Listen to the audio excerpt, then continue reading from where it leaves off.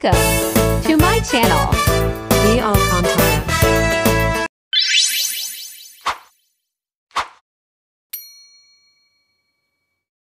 Hello guys, ito na naman ang inyong Ate G. Babatiin ko muna kayo ng hello. And syempre guys, isi-share ko sa inyo yung moment namin. Pumunta kami ng Cavite. So nagutom ang mga persons dahil tanghalian na to.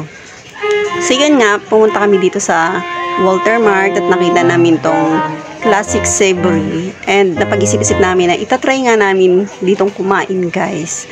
Kasi sa totoo lang, first time lang namin makakain dito. And order na kami guys. And nagulat kami at napaka-pricey pala ng mga menu dito.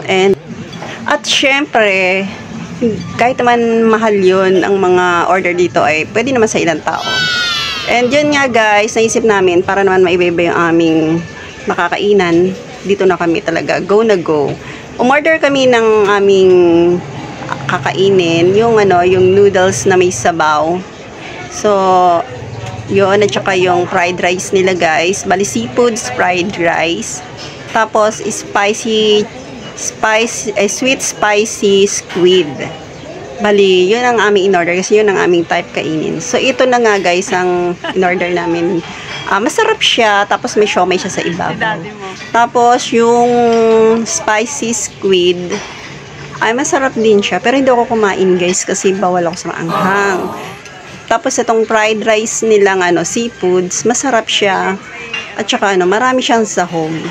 Bali yung 300 na isang order nito ay sulit naman kasi tatlo naman kaming kumain.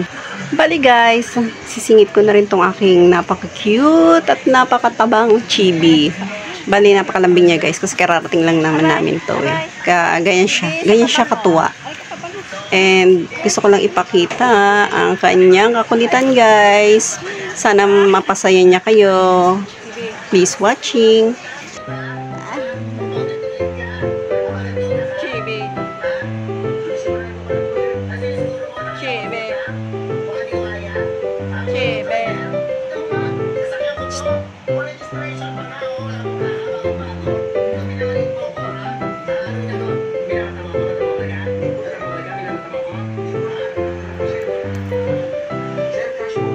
Tandayan ako guys.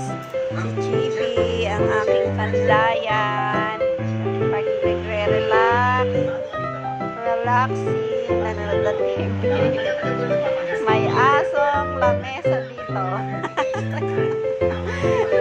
Hoy, ba't umalis? Lamesa. May lamesa. Salamat. May tandayan. Lapad ng aso.